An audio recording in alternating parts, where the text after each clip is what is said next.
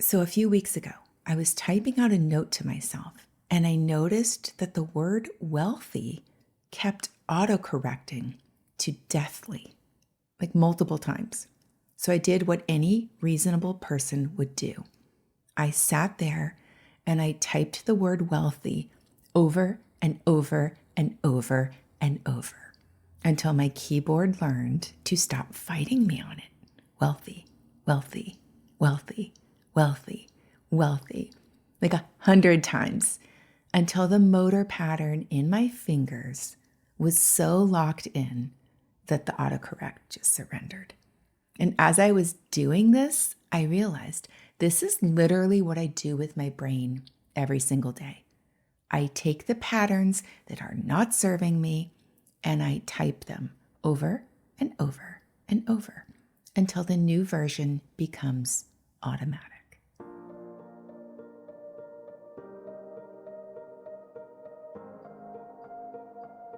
Every journey starts with a choice, and mine is a bet. For 1 year, I'm gambling on energy over strategy. No more forcing and no pushing. Just the courage to show up and see what happens when reality becomes my playground. This isn't a podcast.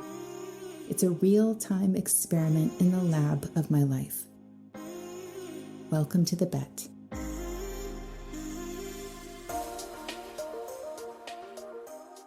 So I think it was in week 17, I mentioned that people keep asking me about my energetic practices. Like, what do I actually do when I talk about holding a frequency or building something from energy? And I said I'd put it on the docket.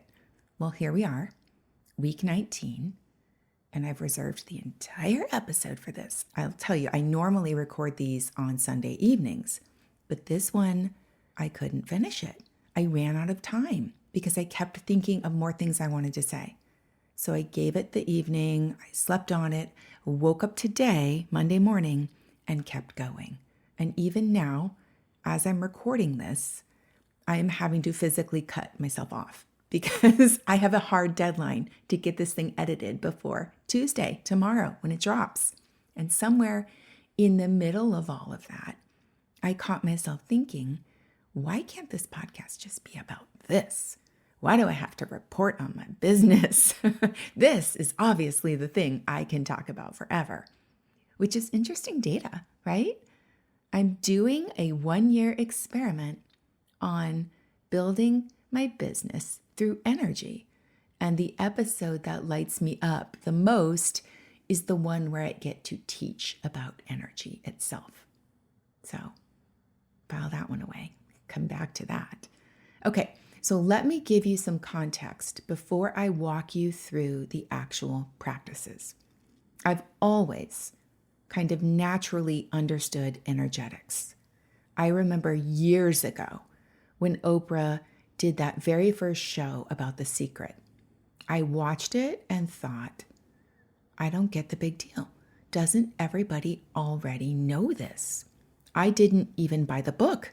I was like, I'm already doing that. I've always been able to direct my attention and focus to create things I want.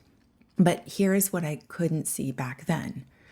I was also manifesting the things I didn't want.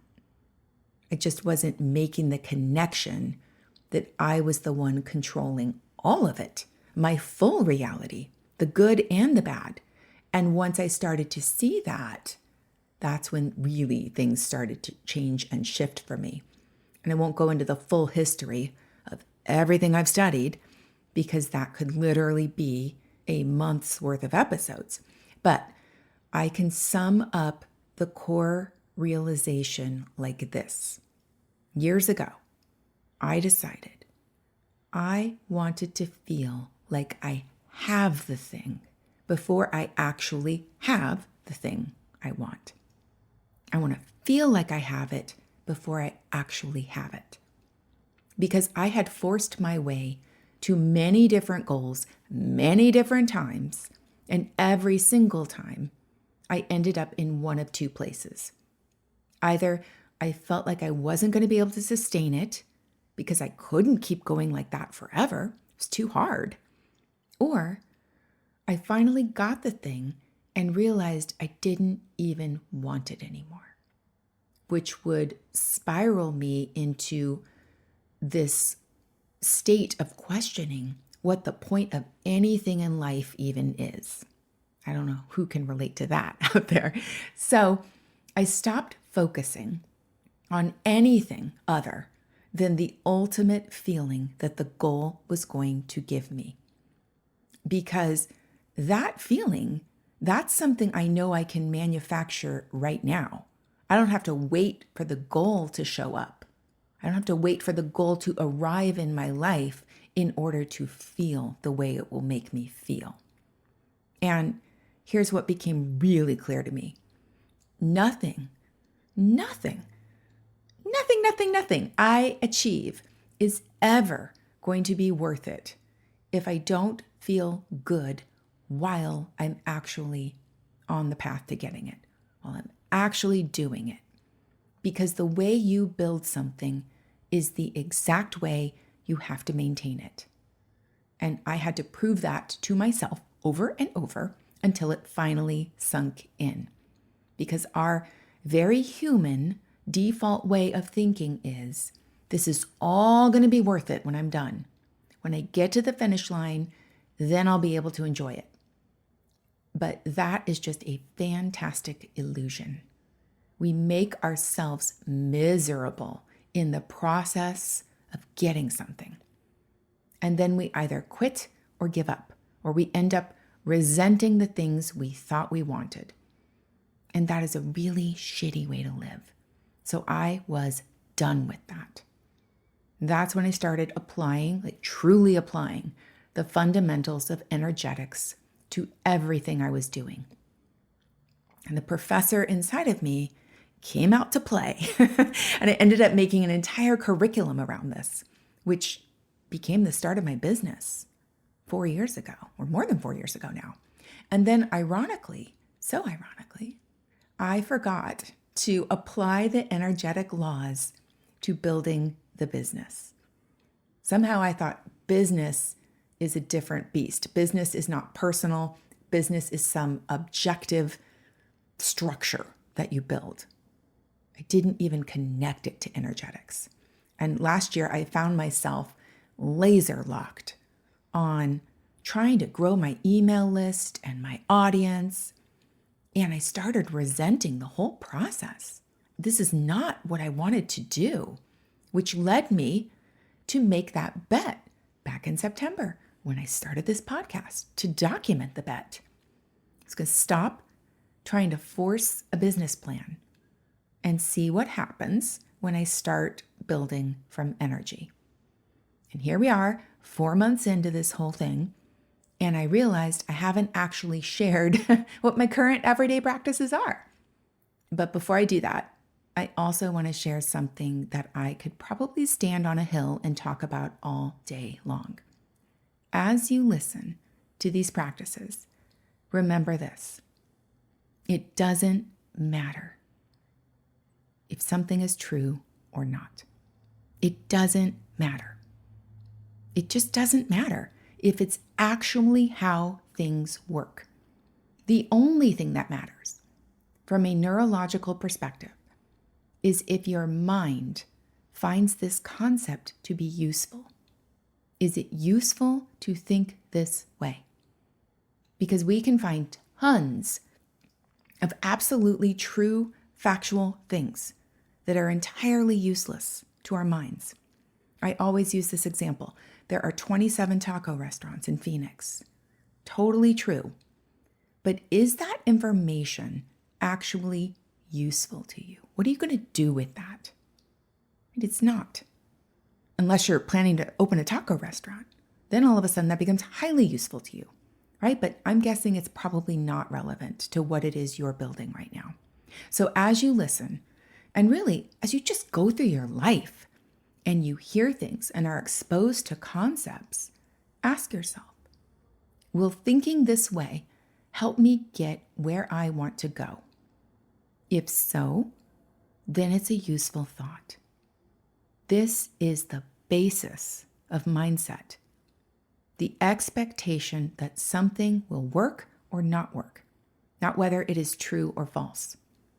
I could go on and on for another 30 minutes, just on the science and all the studies of why this is, but that's not the point of today. For now, just remember this. I want you to prioritize usefulness over truth. That's the filter that we use here. And one more piece of context before we get into my exact practices, because when I talk about energetics, I think some people imagine candles and incense and sitting in meditation for hours. And while there's nothing wrong with any of that, that's not really what I mean. Energetics, at its core, is working with your attention. And working with your attention is really just programming your brain and your nervous system. Nervous system is the brain. When you direct your attention to something consistently, you're creating neural pathways. You're literally changing the architecture of your brain. Neurons that fire together wire together. That is basic neuroscience.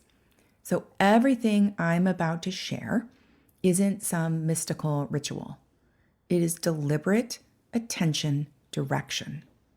It's me giving my brain very specific instructions about what reality I want to build. Think of your mind as the software and your brain as the computer. The practices I'm going to share are how I write the code for my mind. Mind gives the brain the program, the brain executes. Okay, let's get into it. Now remember, the overarching theme for everything is this. How you build it is how you have to maintain it. So I am very, very focused on how I want to feel when this business is having its maximum impact. Really, when I'm having maximum impact because I am the business. Why do I even want to do this? And what does that feel like? So the first thing I do regularly is imagine myself feeling the feelings that will come with having the things I want. And I should clarify, I don't just imagine myself feeling that way. I continue to push it until I actually manufacture the feelings, those exact feelings right now. So I take the feelings I think I will feel when I'm living in that reality, and I intensely focus on them until I manufacture them in this present moment. And I find this is so powerful to do with movement. So I especially use walks to live in this energy, breathing in the current reality as if I'm living it already. Literally breathing it in. I used to be really focused on manifesting a move to the beach. And even though I live in the exact opposite climate, I live in the desert, I would walk around my neighborhood as if it were a beach neighborhood. I would expect to breathe in salt air. I would expect to hear ocean waves, and I would just focus on that, priming myself to smell the salty air and the whoosh of a background noise of the ocean, which if I tuned in hard enough, I could hear very distant traffic noise, which became like ocean waves. Currently, my walks are not really about that. It's more about energetic power. Because when I envision myself leading a powerful movement and having full impact, the kind of impact I want my time on earth to make, I realize I'm going to need tremendous self-leadership skills. So I feel that power as I walk. I feel the power of leading myself through anything. I imagine myself having decisions presented to me and making them quickly without any emotion. I imagine feeling ease with my decisions. I imagine decisions feeling normal and natural. This connects me to another practice. I spend time every day practicing the art of finding neutrality in decisions that I make. And I start with the small ones, training my brain that everything is neutral, because it is. Nothing is or is not. It is only the meaning that we give it. I could make anything 100% good or 100% bad, because every decision we make has benefits and every decision we make has costs. So I will look at something as simple as what I'm ordering for lunch if we're at a restaurant. Like, how do I want to feel about it? How could I make this be 100% a great choice or 100% the wrong choice? Can make an argument either way. And why do I do this? People are thinking, well, isn't that just going to make it more confusing? The whole point is to remove the feeling of pressure that I'm going to make a wrong choice. That's what stops us from taking action. This feeling that there is a wrong choice to make. Again, just a mental illusion, because every choice we make has lessons, no matter what. The more I can remove fear of making the wrong choice, the more action I can take. Action is what brings results. The more action I take, the more contrast I get. Contrast shows me, okay, is what I expected to happen actually happening? If not, why not? Contrast brings clarity. It's not until we have that clarity that we can formulate feedback. And the more contrast and feedback and clarity I receive, the better decisions I'm going to make going forward. The more decisions I make, the more action I take. The more action I take, the more momentum I build. The more momentum I build, the more success becomes inevitable. It's not in the thinking, it's in the doing. But we get so paralyzed with making the choice. So more decisions in general just need to be made, not fewer decisions. And neutrality is what allows that. Now, I also want to make a distinction here about pressure, because I'm making it sound like pressure is bad. Sometimes pressure is positive, like a gentle resistance or a pleasurable buildup that has a release, like an orgasm, right? Or I always like to think of driving on a beautiful scenic road with the top down on a convertible, feeling the pressure of the wind against your skin. The wind is technically resistance, but it feels good. Same with resistance tension against a muscle when you're training it. All of that is positive pressure. It's productive. What I'm working to remove with this practice is the kind of pressure that feels limiting or dominating or punitive, or like there's never an end to it, or like something is truly on the line. Chronic pressure, chronic stress, those are not ideal states for your nervous system. That's the kind I'm training myself out of, which ties into another energetic concept I'm working with daily. Something that's been really helpful lately is the idea, again, we don't know if this is true or not, but it's very useful for me to think this way. This idea that I have already been given the answers to every situation I will ever face in this lifetime. The creator of all things, who created everything, already knows exactly what I'm going to face each day. Already knows the exact people who are going to come into my life. Already knows the exact questions people will ask me that I am here to answer and be a guide for. So that takes pressure off of me. There is nothing to go seek and learn, because I have been given all the answers already. So I am working on installing this belief every single day.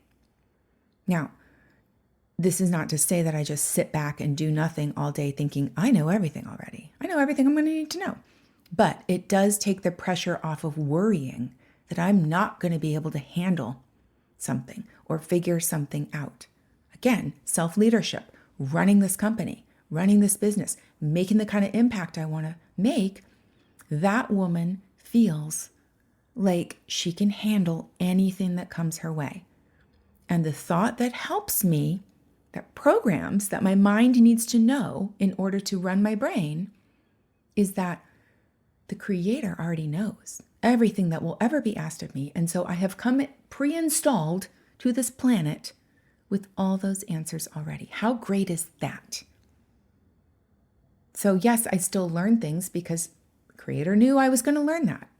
The Creator knew I was going to learn it this month because somebody next month is going to ask me something. Whatever. That's very helpful for me to think that way. And when we remove pressure in general, the kind of negative pressure I'm talking about, inspiration flows. When we remove pressure, we can tune into our intuition, the part of us that already knows. And it's how I've become able to trust the pings that I get to go listen to something when I hear about it. And it's how I follow the nudges I receive, because I'm not operating from a state of panic or I got to figure this out, or desperation, like I need it, which brings me to another practice. Every morning, I read through my own personal affirmations about the business I'm building and the people I want to attract into this world. And when I think about this, I don't just think about customers or clients. I think about the people who can have major shifts just by reading a piece of my content. People I will never actually know or even meet. Those people. That feels really powerful to me. So I have a list of affirmations about how I'm deciding my reality to be when it comes to this business. And I read these to myself silently first and then out loud, hand on my heart. And again, I really feel into the emotion of them. Anytime I get a new one, I add it to the list. And the main point of doing this is to anchor into the knowing and the belief that I am already whole. There is nothing lacking, nothing I need to have, nothing that I need to go and find or prove or build. We're building this thing from energy because nothing about me is broken or incorrectly designed. And this is why I refuse to do content or messaging that makes people feel like there's something about them that isn't working correctly. Something broken that needs to be fixed. Your work is to get yourself into coherence with your own being. That's the work of my own affirmations that I do. How can I get my brain and my heart in coherence with my reality? And here's the deal I've been making with myself. I've already been operating this way, but now I'm doubling down on it. I only take action when I'm in this state of mind, when I feel whole and complete and 100% pointed toward being of service to others. That's when I work on my articles or my content or my podcast episodes. Saturday was a perfect example of this for me. I knew I needed to come up with a new content plan for January after looking at the stats last episode, I go over that, right? I knew I needed to do that, but I wasn't going to do it from a state of, oh my God, look what happened to my numbers. I got to get my ass in gear. Let's get this fixed. And I waited until I was fully in my zone, feeling the energy of everything already being whole and complete. Everything is already as I envision it in my dream reality. And that's when I started to map out the rest of the plan for the 3 weeks left in January. And it was so inspired, it just flowed through. I worked from this place for about an hour and a half. And then when I really started getting into the actual fleshing out writing each post, I noticed myself starting to get frustrated because I was stuck on how to express a certain concept. And I started getting sucked into focusing on the details and the weeds and starting to feel that mental pressure. So I let go of it and told myself I would sleep on it, wake up to it on Sunday, and work on it again. Because I am done creating anything from that energy. I do not want even a hint of it being transmitted into my work, because that's work that's a gift for other people. I don't want them feeling that. And especially now with so much AI content that's out there, I read some things and I can just see the patterns of it and it starts irritating me. I feel like, what's the point of reading it? I don't want to contribute to that kind of ecosystem. I want people to feel the humanity in everything I do. It's a relationship we're building here. Again, how you build it is how you have to maintain it. I'm not building a company of robots. I want to build human relationships. I want to teach people how to map their mind so they can realize their actual dreams, right? Your frequency gets transmitted in everything you create. So I'm being very intentional about the energetic state I'm in when I am creating something. Okay, here's a small one. We'll go next. Anytime, this is kind of fun actually, anytime I see an open cabinet or an open drawer, just anything that's a little bit open, I close it. And I tell myself that doing that is controlling energetic leaks. I am controlling energy, and I just take a microsecond to tap into the feeling of controlling the energy. Because one of the core universal laws is the law of correspondence, right? As above, so below. As within, so without. So if something's open in some area of my life, it's leaking energy in another area. The open drawers to me signal open energy.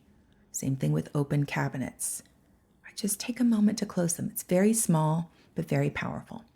Another thing I do, every morning I put on a bracelet. And I set an intention when I put that bracelet on. I've always done this. I've always loved bracelets because it's a piece of jewelry you can look down and see. So I set a clear intention each morning as I put the bracelet on, and I anchor into that truth. I wear my bracelets on my right arm, my right wrist, because I'm right-handed. So that is my dominant hand that takes action on things. It's powerful. It's me choosing to direct the energy and intention of my action. Every time I see that bracelet, it's another little micro moment to check in and anchor back into that truth. And when I take the bracelet off at the end of the day, it's a micro moment to check in and say, did I honor that truth? Which leads me to something else that's part of daily check-ins I do inside my STAND program, which is a group kind of accountability thing that I do, usually a couple times a year. And among other things, there's an intentional check-in with yourself each morning to ask, what truth needs to be said? That's it. What truth needs to be said today?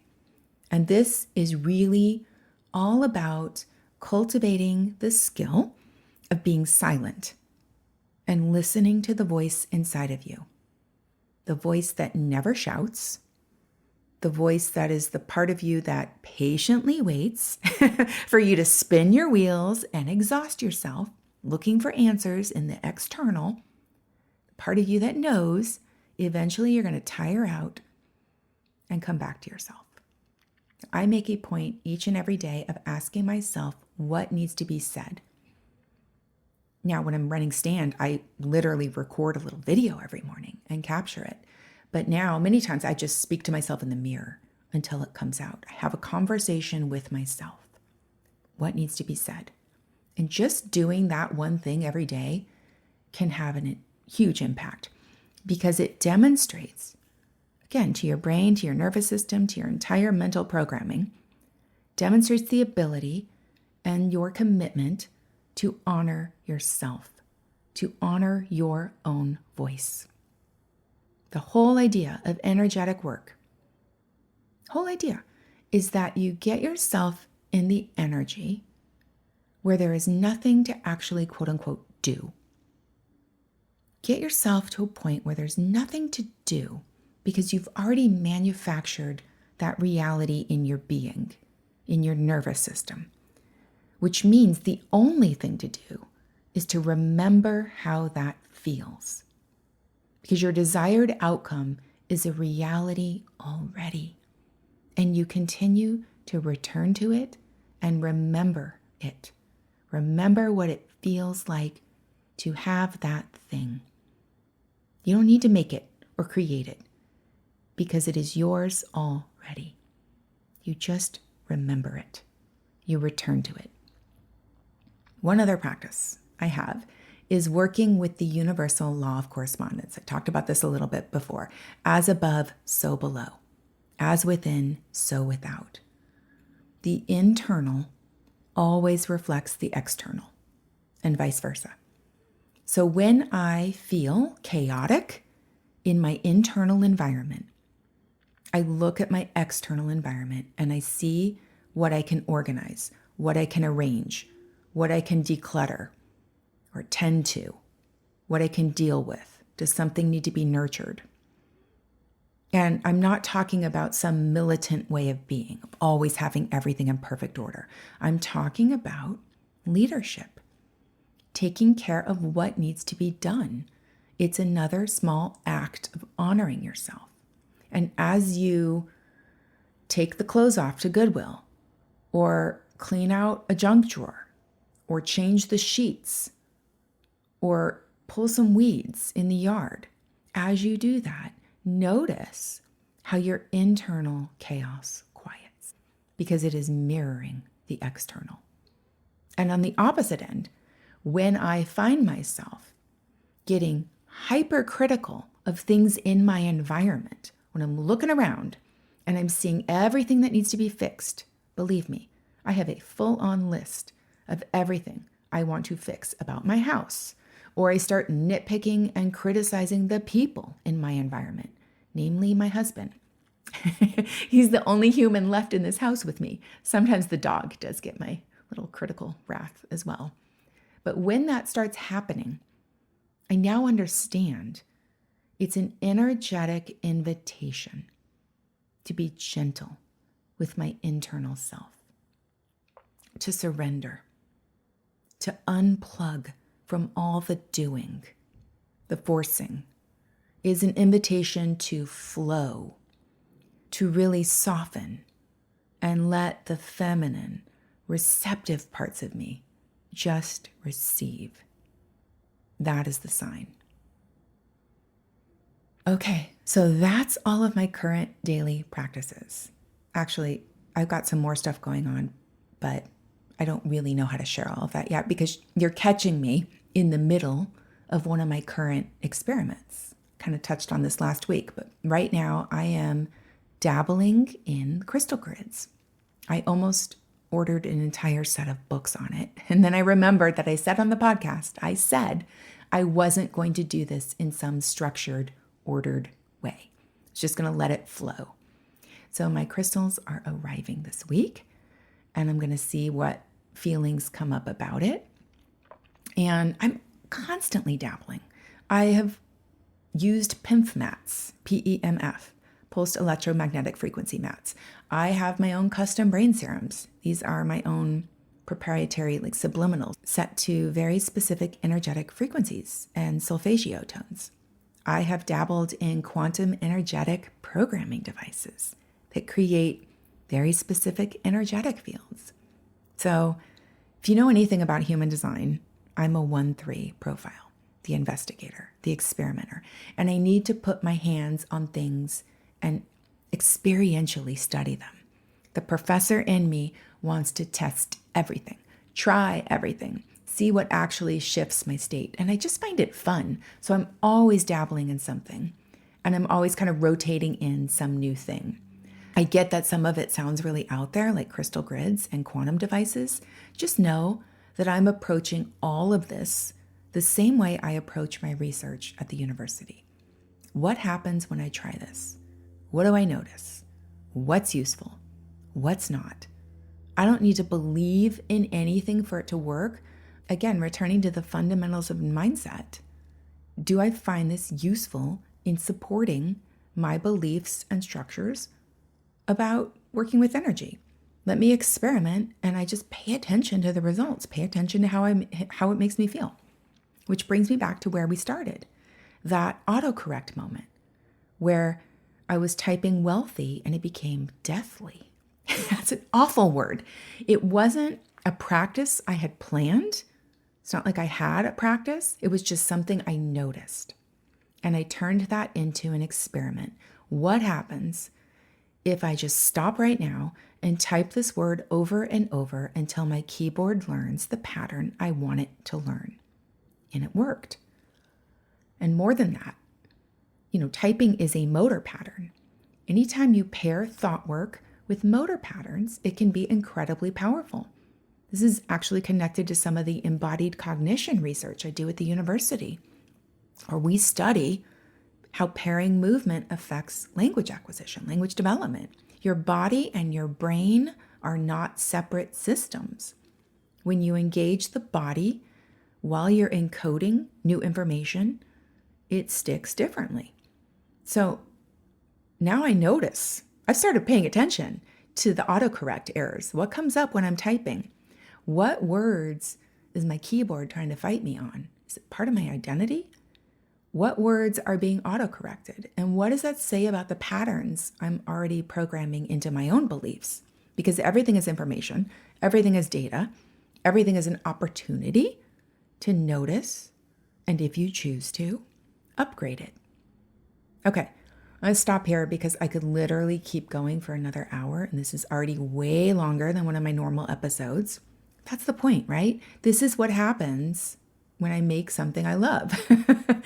I ran out of time yesterday, so I had to continue into today. I'm going to cut myself off because of a deadline, not because I've run out of things to say. So there you have it. I do know that making this episode felt different. It felt like home, like I'm sitting in my living room, just sharing part of my life. So I'm going to tune into that, sit with it a little bit, and notice what comes up, not try to force it, just see where that leads.